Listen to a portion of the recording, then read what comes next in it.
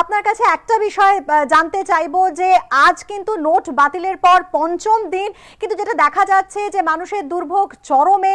ATM খোলা থাকলে সেখানে টাকা থাকছে না, আবার বেশিরভাগ এটিএম বন্ধ থাকছে। জানতে চাইবো যে কবে স্বাভাবিক হতে পারে এই অবস্থা, কবে স্বাভাবিক হবে? এখন প্রত্যেক দিন আমরা কিছু কিছু আরো এটিএম সার্ভিসে আনতে পারছি, তবে এটা তো বুঝতেই পারছেন যে একটা এটিএম এ কয়েকটা ক্যাসেট থাকে, কিছুর মধ্যে 100 নোট থাকে, কিছুর মধ্যে 500, কিছুর মধ্যে 2000। 1000 ছিল, এরপরে 2000 থাকবে। এখন যেগুলো 500 আর 2000, সেই ক্যাসেটগুলো আমাদের নতুন করে রিকনফিগার করতে হচ্ছে, সেহেতু ইমিডিয়েটলি আমরা ওই ক্যাসেটগুলোতে টাকা ভরতে পারছি না।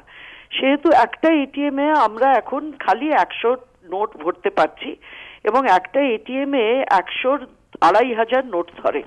অ্যাজ আ রেজাল্ট আপনার 125 জন লোক এটিএম ইউজ করার পরেই সেই এটিএমটি খালি হয়ে যাচ্ছে।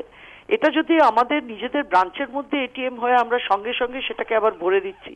যদি বাইরের এটিএম হয়, তাহলে আমাদের ক্যাশ ভ্যান নিয়ে গিয়ে ভরতে হয়। তো এই যে অসুবিধাগুলো আছে, এগুলো নিশ্চয়ই খুবই অসুবিধাজনক আমাদের ক্রেতাদের জন্য। কিন্তু একটু আমরা চাইবো যে লোকজন বুঝুক যে আমরা যার পর নাই চেষ্টা করছি এটাকে যত তাড়াতাড়ি সম্ভব এগুলোকে নর্মালসি নিয়ে আসতে।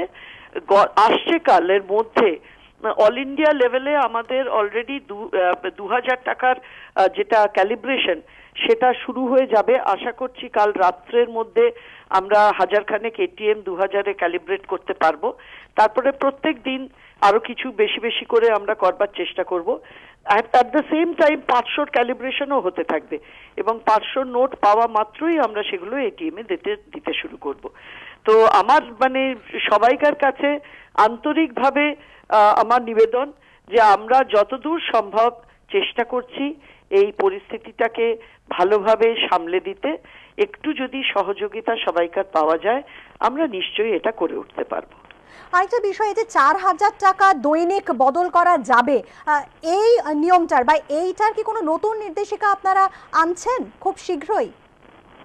না, এটা সম্বন্ধে তো নির্দেশিকা প্রথম দিনই দেওয়া হয়েছে যে 24 তারিখ পর্যন্ত এটা আমরা করতে পারবো। তারপরে প্রয়োজন অনুযায়ী এটা গভর্নমেন্ট কিংবা আরবিআই বলবে এটাকে আরো বাড়ানো কি কমানোর জন্য।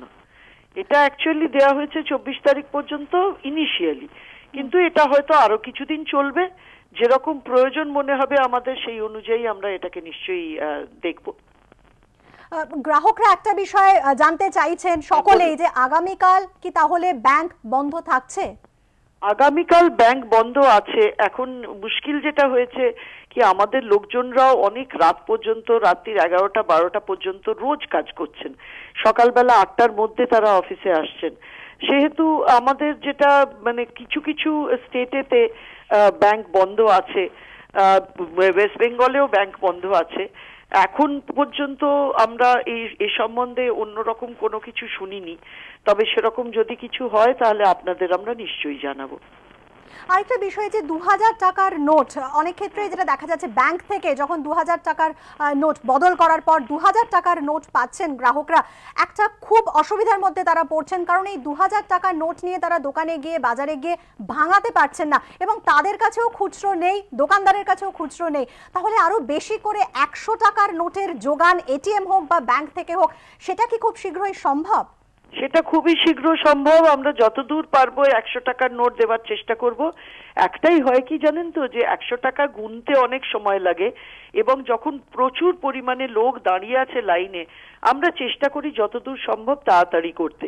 কিন্তু 100 টাকার নোটের কোনো কমতি নেই।